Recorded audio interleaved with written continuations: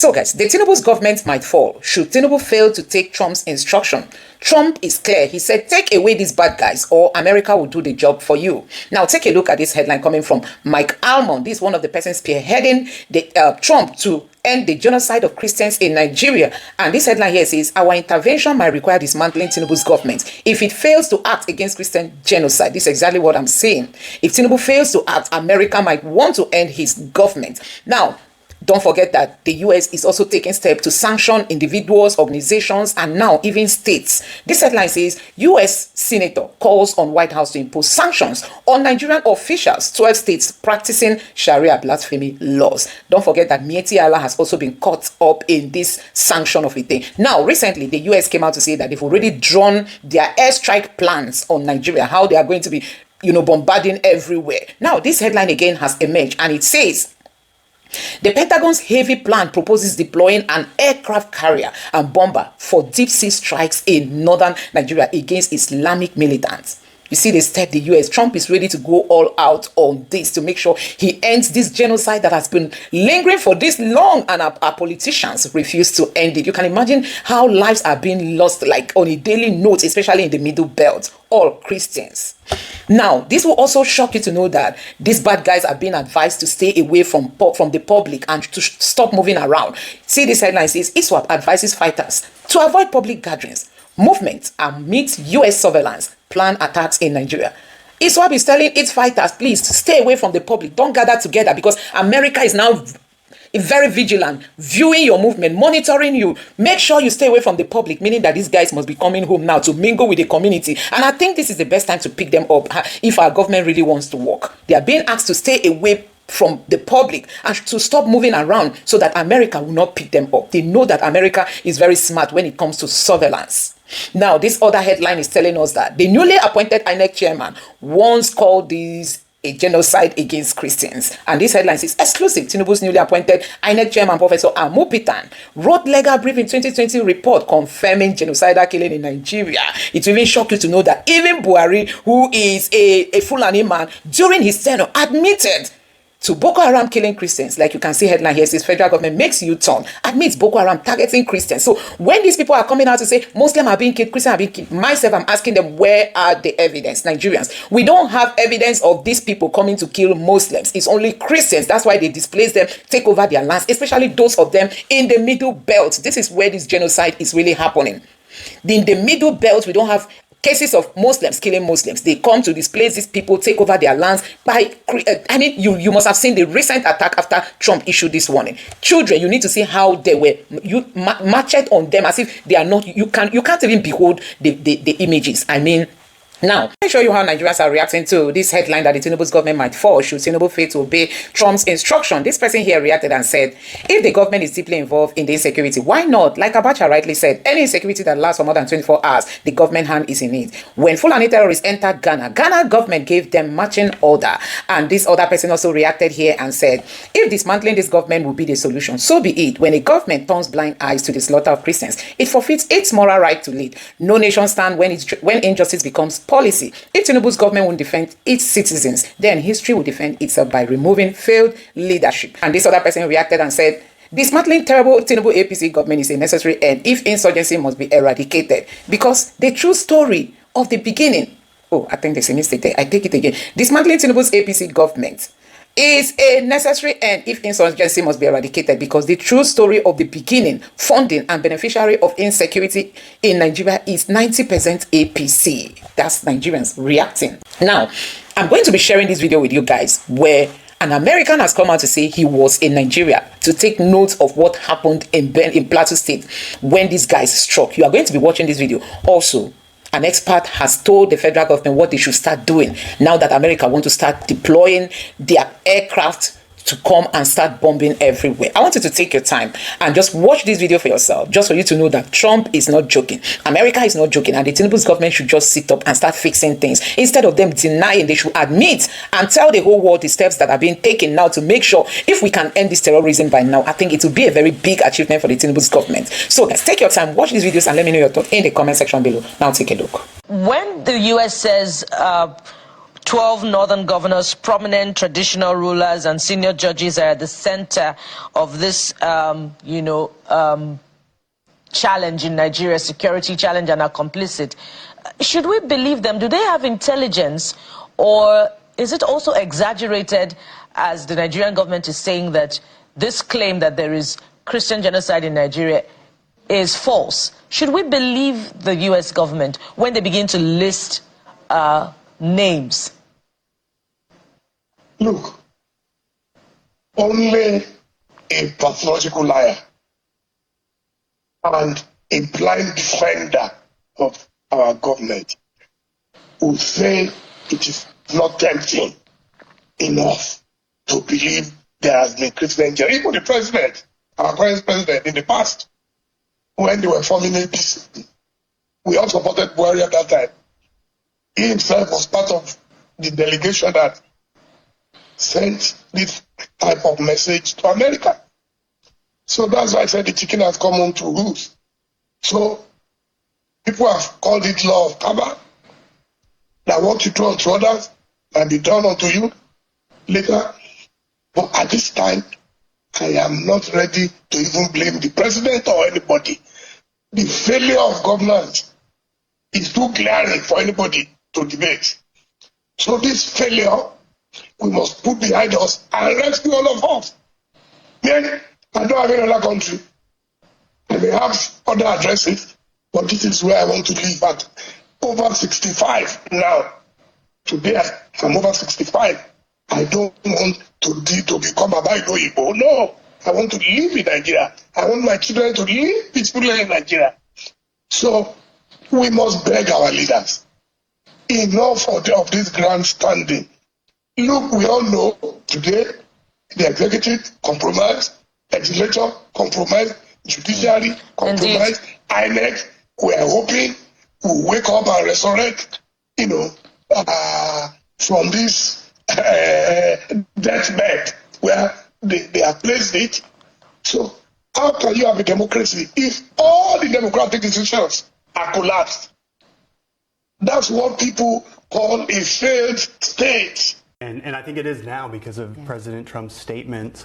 I think that's what was so important about him speaking out. I mean, he tweeted, or truthed, I guess, last Friday and caused a massive stir about this, and then went before the cameras and spoke directly to the Nigerian government, to the entire world about what's really been happening. You're absolutely right. Since 2009, over 100,000 Christians who've been killed. I've been to these villages. In Christmas of 2023, there was a village, 25 villages actually, that were attacked in a place called Plateau State. And the first place I visited, it's one of the things that I really remember so strongly from that trip. I met a pastor there. He was the new pastor of the church because Fulani militants had come to his church, burned down the old pastor's home, and beheaded him. And you go to the next village, 17 dead. You go to the next place, another church burned.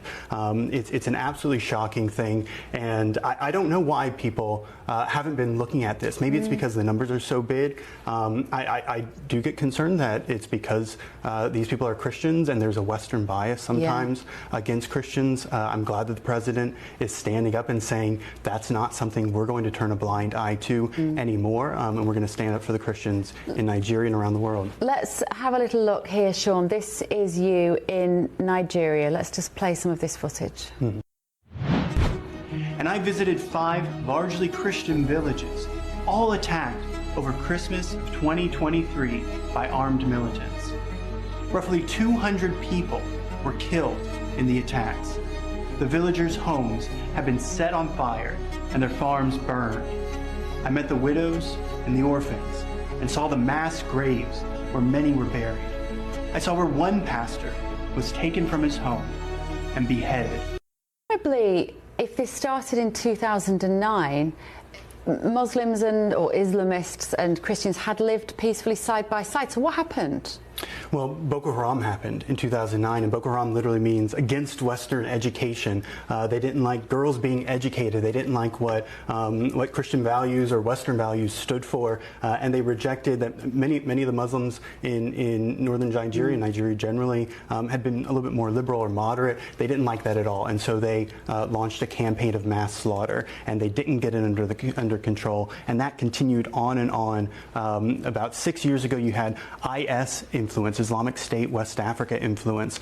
There was battles there. You had that same ideology start moving over to a group called the Fulani, or certain militants within. It's a very large ethnic group, and the government just didn't seem to take this very seriously. They didn't win the battles very much, and what you're seeing now is actually the Fulani militant attacks. That's the majority of what's happening in those videos where we were. That's actually where most Christians are being killed right now, but there's no government response. There's no military. Sometimes they go and they try to make peace deals with the militants, and then the next day somebody gets killed or 17 people get killed. It's every week. I mean, the question on ground is where we are at the moment. The AFRICOM has drawn up plans following President Donald Trump's orders. How would that look like on ground in Nigeria? And how should Nigeria prepare? What should we be doing in that instance? Because as we all know, President Trump has been very vocal about this. He's described as an unpredictable individual. I mean, he's tweeted this on Truth Social. AFRICOM has now drawn up plans. What should be the response, and what will it look like? I think the response should be outlined in quick way. Okay. 1, Nigerian government should see to its responsibility to reach out to the criminals wherever they are and deal with them accordingly, in order to inform the American government and all other nations that are looking at it as a genocide against Christians, that Nigerian government is ready to bring an end to it. 3, there should be a kind of collaboration and partnership on conducting need assessment of what Nigeria needs in terms of support, both technical, financial, and operational for the U.S. government. Yes, of course, the AFRICOM is quite welcome, but they should come in order to boost the morale of Nigerian military and paramilitary, Nigerian security architecture, so that they can work together as a machinery towards wiping out the bedeviling security challenges in the country.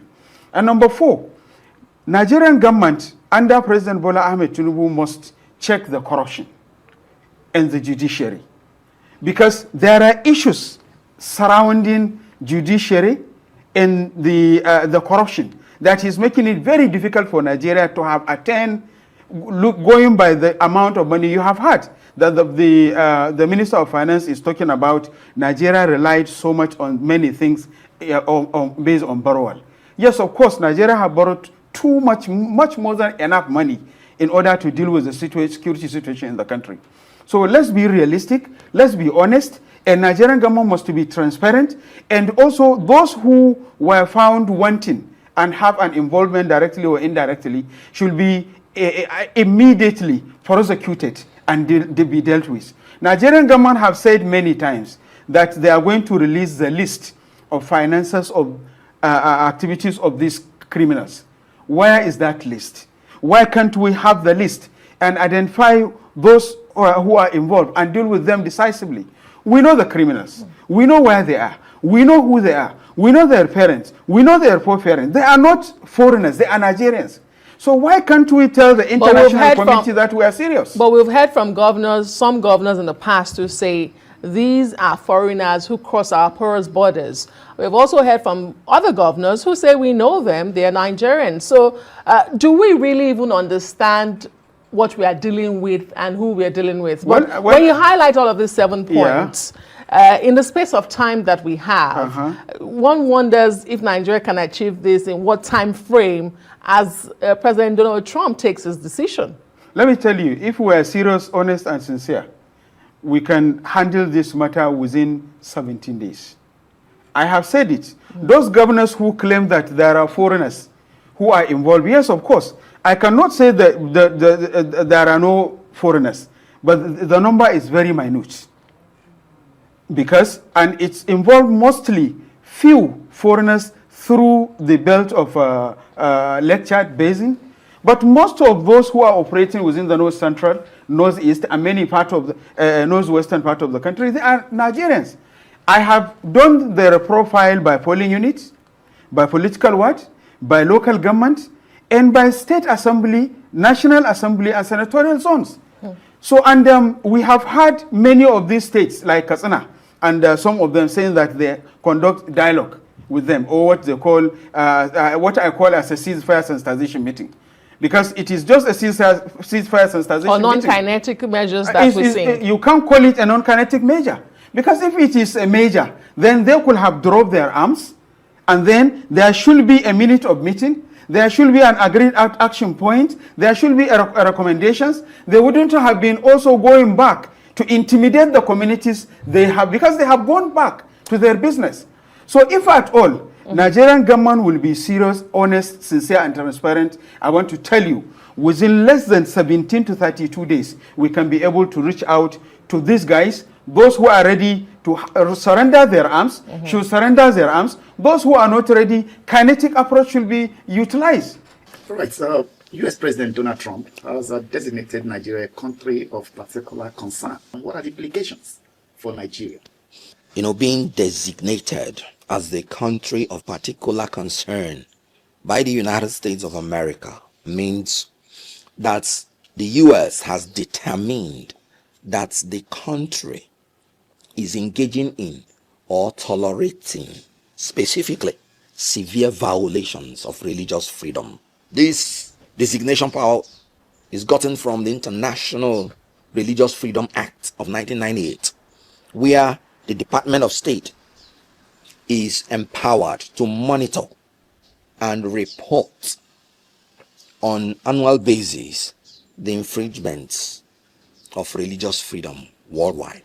Then the Secretary of State now has the power to designate some countries based on the findings of the annual report as countries of particular concern.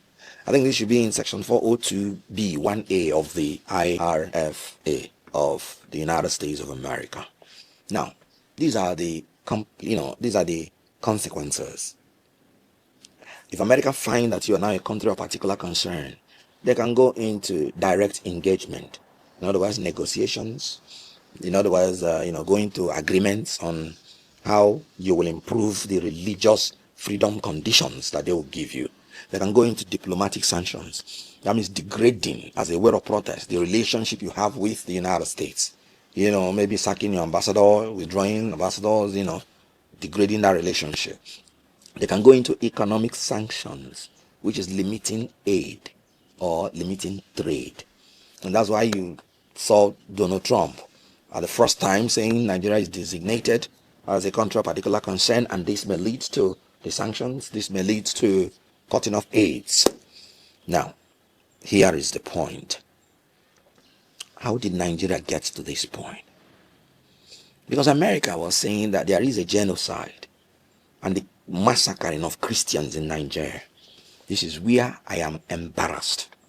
This is where I say it is disgraceful and shameful that the government's response is not that there is no killing of Christians. The response is that, no, America, you did not even say it as bad as it is. It's not only Christians that are being killed.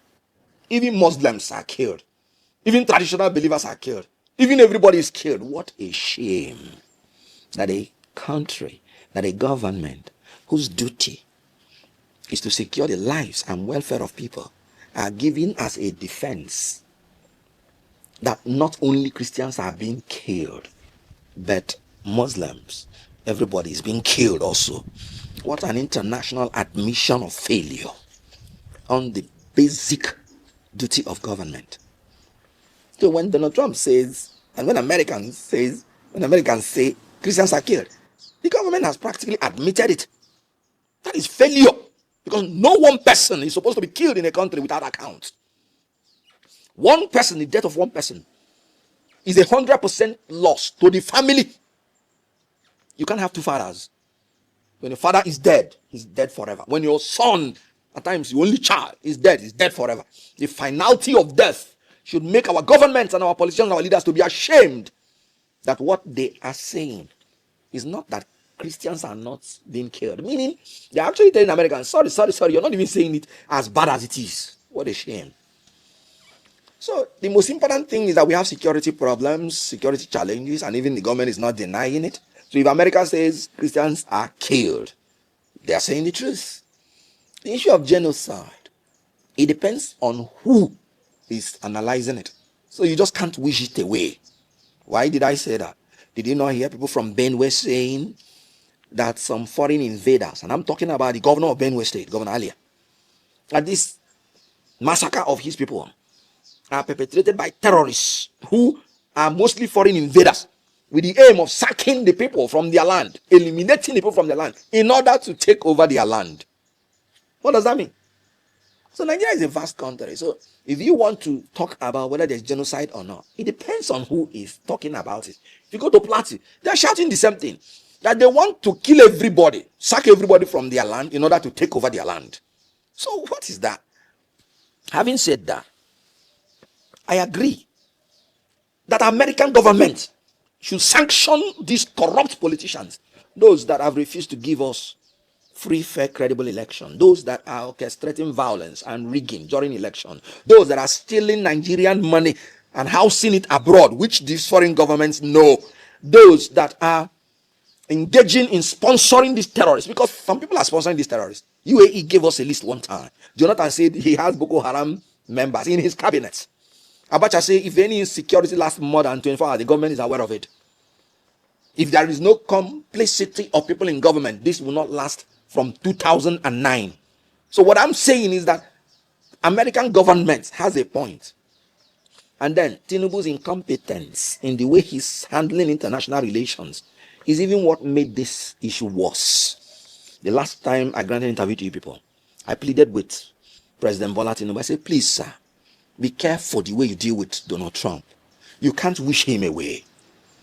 Even in your village, if you have the strongest man and he happens to be behaving in a funny way, you are still needed to use wisdom to know how to deal with him. I pleaded with him. And look at Donald Trump fired the first tweet designating Nigeria as a country of particular concern. And then Tinubu fired his own tweet. No, you don't do that with Donald Trump. Not that you're scared of him, no. But you have to check the psychology of a particular leader and evolve diplomatic and wise way to follow him. My master's is on international law and diplomacy. And I can always tell you that Tinubu, when the you people asked me the last time, what is my rating of the international relations of Nigeria on that, I say it's a disaster. You're now seeing what I saw. How can you, more than 200 million persons have been pleading with you, President Bola Tinubu, appoint qualified ambassadors to represent Nigeria, especially in these major countries? No.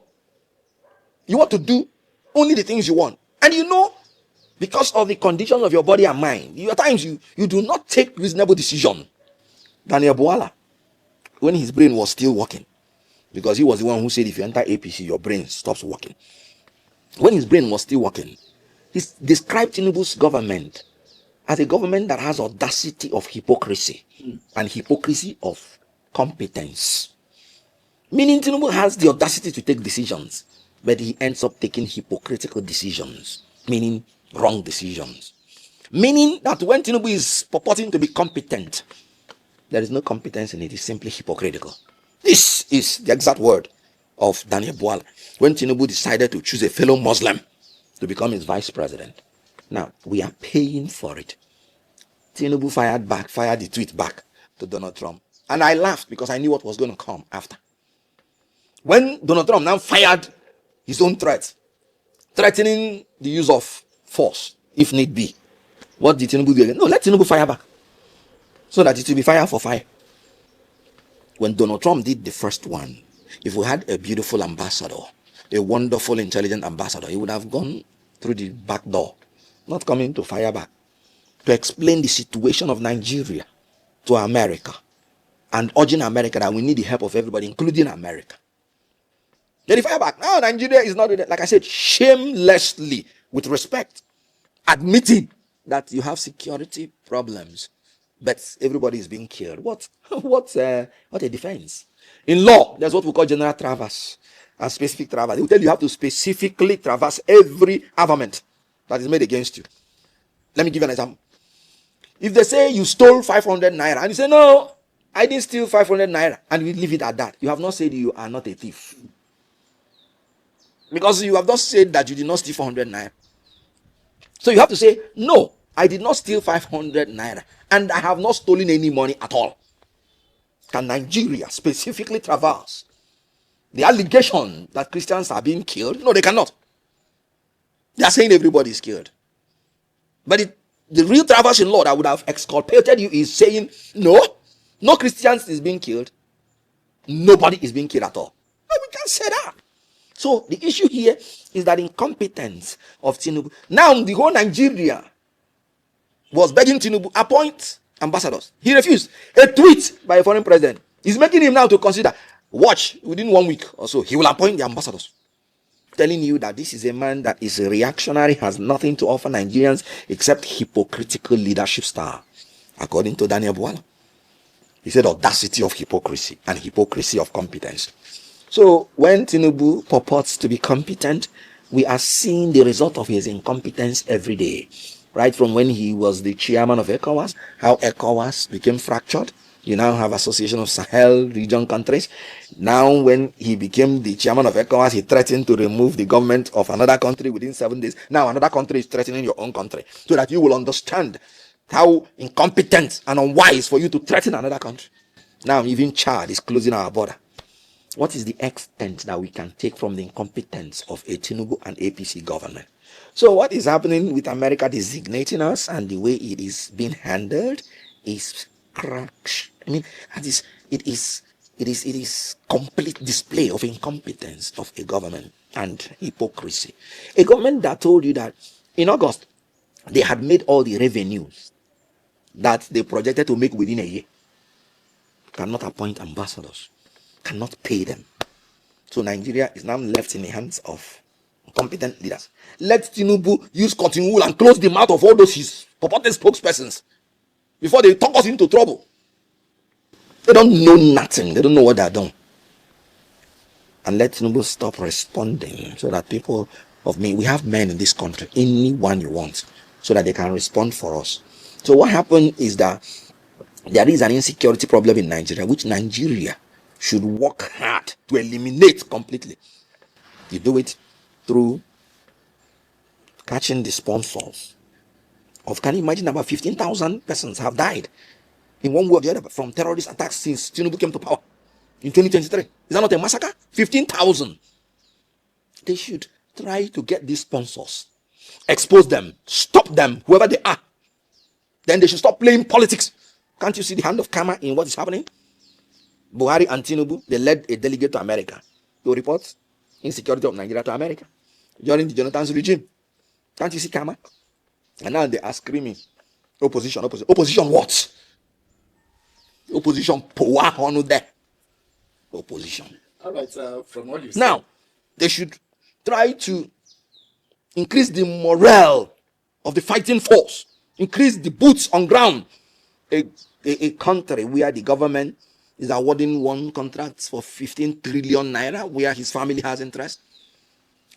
If that 15 trillion naira had been put into security because of the dead need of it, we will be out of this security.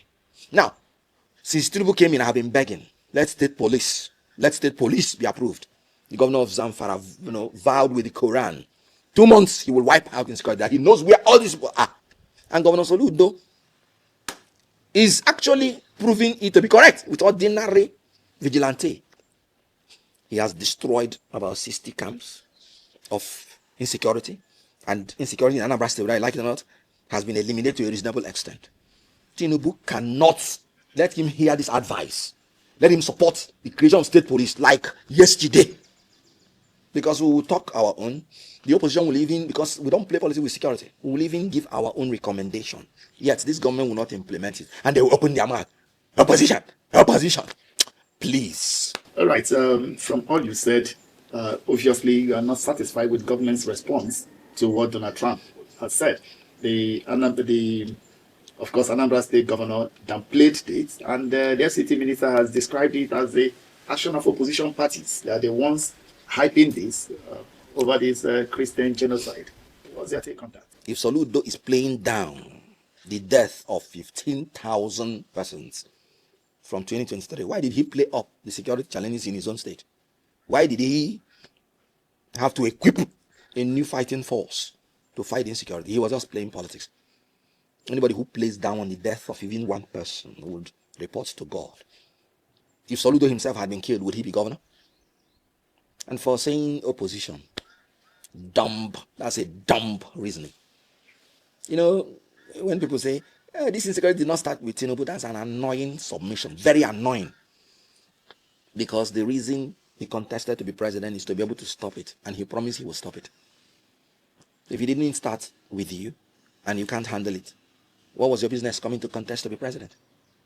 We were not looking for a pope, we're not looking for a pastor, we're not looking for an imam. We're looking for a leader who will give us security and welfare. And he said, we danced for it, we begged for it, and nobody should pity us because we said we would do it. So let him do it. I don't like to hear all these dumb excuses. Security has been on since what? So, if you can't handle it, why did you contest to be president and commander-in-chief of the armed forces? Armed forces, all the armed forces are in your command. You can't handle it, resign. Let another person that can handle it come in. Excuses and successes do not go together. Any leader that is used to giving excuses by whatever name called is a failure. Touch them in economy, they'll give excuses. They inherited rotten economy. They inherited bad, dead economy. Excuses. Talk security. It did not start with us. What are you doing sitting there? The only thing we want to hear is results. And that is what we're expecting. Opposition has no business. Do you see this government as a government that spares opposition? When they were doing rumor, when they were having rumor of Q or rumor of this, like I said, it's a rumor. The governors that they were suspecting that we are part of it, are they part of the opposition? The rumor, the ones that are rumor, I said, IAPC members. No opposition can afford to enter into insecurity to do anything to the government because the opposition person knows the consequences. Because if you use force, you are a member of the opposition, you won't be spared. So it's only the ruling party, like Jonathan said, and there are some Boko Haram in my cabinet. It's only the ruling party that has the solution because they have the security reports. If any member of the opposition is involved, let the person pay the price. If any member of the ruling party is involved, let the person pay the price, and we'll have a safe country. Excuses are dumb because successes and excuses will never go together. We've seen your piece where you are urging the federal government to quit politics, but there is a concerted effort either by the ministers or the president speaking to this, and we've also heard that there's a rallying move to now appoint ambassadors to the foreign missions abroad. Isn't this satisfactory? Well, I feel it's a bit too late, but better late than never. A lot of us in opposition, we've always advised our government as a matter of patriotism. But they dismiss opposition as irritants, busybodies, charlatans, and now the chicken has come home to roost. So I wrote my piece, I think 2 nights ago. As always, I try to make interventions from every now and then, if I have the opportunity. And my position is that it is not enough saying we want to appoint ambassadors. What government needs to do is to rally its best brains. Nigeria is overblessed with some of the most brilliant human beings on this planet. And a lot of Nigerians are very exposed, and they have privileges all over the world that they enjoy. They have contacts, they have their networks. So my advice to the president is don't make it politics as usual. Reach out to those people, whether they are in your party or not. And I mentioned some names. If you read my piece, which was not a partisan list, the people they should reach out to, men of timber and caliber. Because when you speak at the international level, when you speak, your message is not enough. Your message will resonate if the messenger is appropriate. A lot of the cronies that I see around the president are people who do not have that kind of credibility.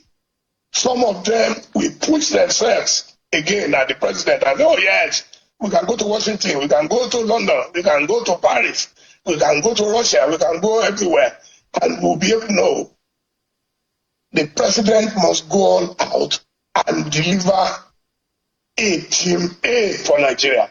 If he does not do that, we're wasting time.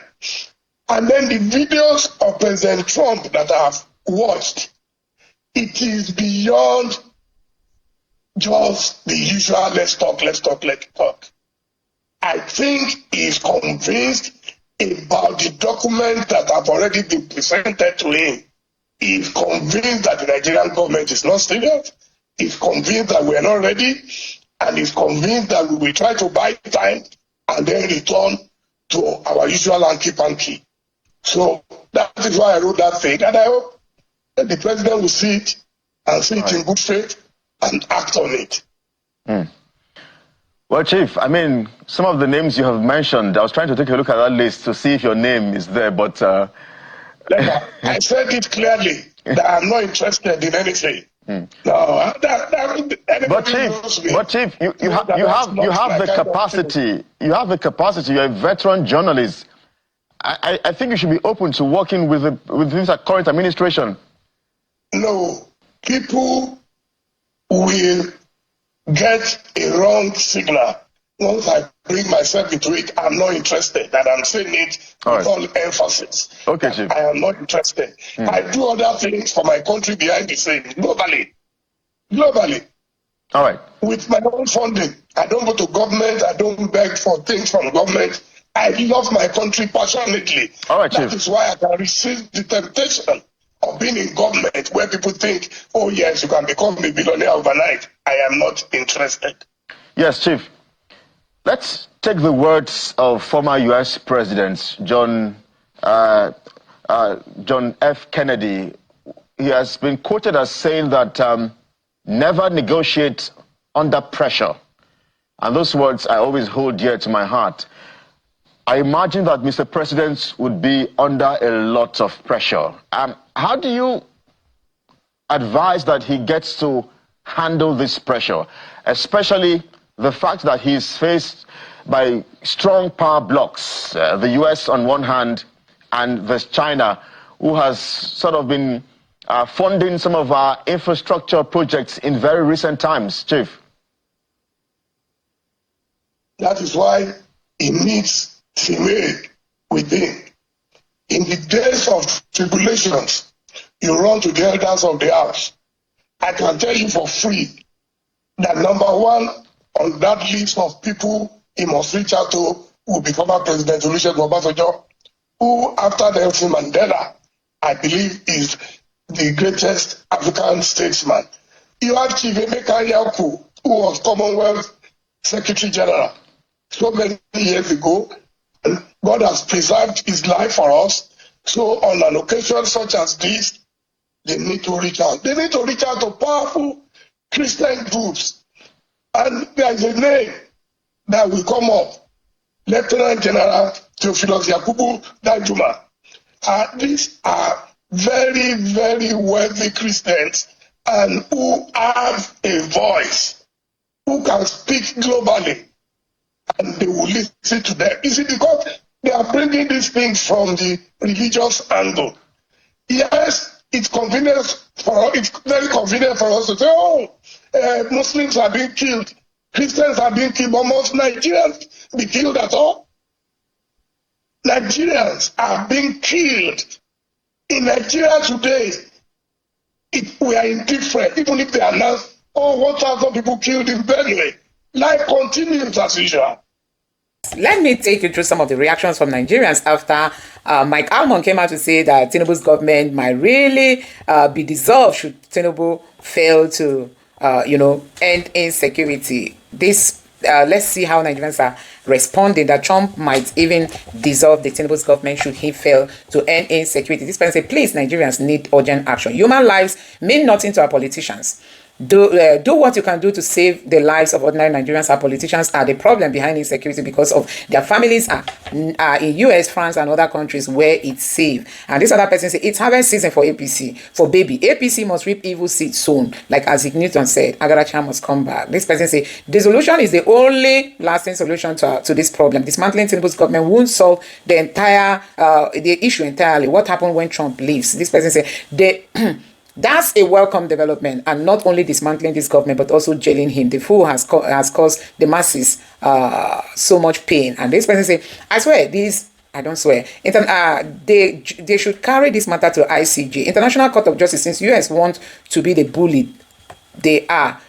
So I don't know. This person says, if the government is deeply concerned, if the government is deeply involved in the insecurity, why not? Like Abacha rightly said, an insecurity that lasts more than 24 hours. The government hand is in it. When Fulani terrorists enter Ghana government gave them marching order. And this person said, that's like literally the best thing you can do for Nigeria. For Nigerians, he is not fit to rule even cows. And this person says, severe hunger is coming. This is not funny anymore. I bet Tinubu should act and stop relying on China. Because it no go funny if they come fight the war. They won't fight since for Nigeria. And this person said, that's actually, that is the actual aim of all these conversations. So logical and predictable. He went America and spent 3 days or more days. He came back, genocide is his buzzword because the environment is scary to him and thought to involve order to create chaos, KO possible. And this one says, the only intervention is dismantling a rogue government with a stolen mandate, and sanity will be restored to Nigeria within 48 hours. And this person said, he didn't win the election anyways. It was a Christian who won it, but they rigged him. They rigged it. Shame. And this person say, okay, do you also know that it means dismantling Nigeria altogether? Yoruba will exit Nigeria the following day if this happens. Save this. And this person say, dismantling the government will be the solution. So if dismantling the government will be the solution, so be it. When government turns blind eyes to the slaughter of Christians, it forfeits its moral rights to lead. No nation stands when injustice becomes policy. If Tinubu's government won't defend its citizens, then history will defend itself by removing failed leadership. And this other person here said, this is a two-sided coin, sort of problem for Tinubu. The Tinubu federal government thought it had gripped Nigeria's 21st century political landscape by the Jugala. It meant to enrich itself and impoverish all Nigerians with a finesse. So let me know your thought on this in the comment section below. Thank you. Guys, let me take you through this happening right now on the Twitter space. There is protest going on in Nasarawa State as a result of 2 people who were killed in their homes last night, and many people are reacting. See, the Tinubu's government, their failure is just glaring before them and before every other person. The way human life has been reduced to nothing in Nigeria. I mean, living in Nigeria, no matter how prosperous Nigeria is today, it's not even attracting so many people who are in the diaspora because of the level of insecurity in that country. I mean, it's really, really so worrisome. You can imagine at such a time, Christmas period, when people should be thinking of going home. Insecurity everywhere, turmoil everywhere. There's no peace. You don't even go to the cost of living, the prices of things. Somebody was talking about the cost of flying from maybe Lagos to Abuja, or Abuja or Lagos to the southeast, and all that. You will find out that flight is not just meant for, even the middle class cannot afford it. If you are not a very rich person, you can't afford flying in Nigeria. Now, let's see how Nigerians are reacting as a result of this protest after 2 people were said to have been killed by unknown gunmen in Nasarawa State. This person say, what should I say to this man? This is a headline where insecurity, Tinubu asked Jonathan to resign. Tinubu asked Jonathan to resign. Now it's time to ask Tinubu to resign, honestly. Now, this person say high rate of insecurity in this country, nobody to help out, nobody. Oh my God. This person say the US is after our natural resources. Are we now blocking highway leading to other states? We must learn a lesson. Really. When US say they want to come and help, they say US is after natural resources. Now, these people have gone to the road to block the road. Enough of the killing and the continuous pretense that everything is well. Enough of the killing. This is for Tinubu. And this person say a sovereign nation. Should be what we call ourselves. People in Lagos or other parts of Nigeria won't understand what is happening in the Middle Belt, especially Kaduna, Benue, Jos. These jihadist guys will just come at night, wipe out people. I witnessed it 1998 in Kaduna, Sharia war against Christians. These guys are helpless. Oh, God. They say people in Lagos and other places don't know what others are going through. It's really, really so sad that we are here as a country. Protest is haram. This other person said this is exactly how chaos starts when innocent people are being killed and the government pretends to not to know who is behind it. Today is Sakin Noma. Tomorrow it could be anywhere else. Nigeria has turned into a country where life no longer has value. Leaders are just watching. Watching. Recently, somebody was talking about the kind of bill that was being presented at the National Assembly, and the person was asking, are these the kind of bills that are needed at such a moment? This critical time, that even though Trump has come out to speak, you still see these bad guys coming out at night to dare Trump, buying people on a regular basis. Should the National Assembly not even sit up and say, okay, now Akpabio was spotted telling one of the people they screen not to talk about Trump. Can you imagine? Instead of the National Assembly to take advantage of this thing Trump is saying and begin to deliberate on bills and passing bills into law, to stop these invaders, and if they are insiders. Have we heard anybody talk about life sentence for these jihadis? Talk about a kind of sentencing them to death. Nobody is talking about that, but the guy who tried defending himself was sentenced to death. This is a Nigeria that, see, this country has been Islamized. Sometimes you are thinking like they want to Islamize us. Have we not been Islamized? Some people were pointing out that we have Arabic figure, Arabic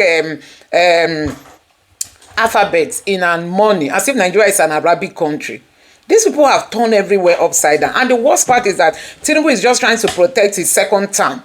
He wants to come back at all costs, and then he cannot speak. His hands are tied. He doesn't know what he will say, and they not to say, we won't vote for you. That's just it. No political will to end this. Why can't Tinubu just be due with 4 years and do what he wants to do? He still has at least 1 year plus to do it. Why can't he start amending laws and doing things and just leave after 4 years and say, okay, this is what I achieved in 4 years? Instead, when Peter Obi comes and tells them that I'll fix Nigeria in 4 years, they say you can't fix it in 4 years. Corruption everywhere. So this other person here said, with all that has gone on and still going on in this country, there's no reason why Tinubu campaign poster should be seen anywhere. He does not deserve to complete the remaining part of this tenure, not to talk of having another 4 years. I think this one just nailed it, It just nailed it, because Nigerians will just keep quiet and things will just be happening. This person say APC-led government on the leadership of Tinubu should declare a state of emergency on insecurity. Enough of the killing and the continuous pretense that nothing, that everything is well. Propaganda will not save them this time. Can you imagine? Propaganda won't save this country. This person, look at the important national issue, and Regina Dane is busy disturbing everybody on social media. Please, I beg, keep prioritizing these issues. And this person say, this one says, another dark down in our nation, 2 innocent lives cut short in their own homes, and again the killers are labeled unknown. How long will we keep mourning under their word, when people can no longer sleep safely in their own homes and state have failed its most sacred duty to protect them? The road may be blocked today, but it's the conscience of the nation that truly at the dead end. I tell you solemnly. Oh, Papa. So, guys, I don't know what you make of what is happening in Nigeria, and I think this situation is just beyond the masses. These people are so confident that nothing will happen no matter what they do. That's why they just keep doing what they are doing, honestly. Look at this person say, looks like the usual cycle. People cry for justice, block road, make noise, but how many times does anything real change? When killings happen, the government acts slow and not at all. And this protest becomes just another distraction. Maybe it's time to ask, are these unknown attackers really unknown, or is there a deeper failure in security leadership that no amount of protest can fix? Blocking the highway won't solve decades of negligence and impunity. Real change demands more than just noise on the street. It needs accountability at the top. But hey, my brother, questioning when it's easier to just blame unknown enemies and move on. I don't know what is going to really become of this country. Anyway, guys, let me know your thoughts on all this in the comment section below. Please don't forget to subscribe to the channel and turn on the bell notification. Thank you.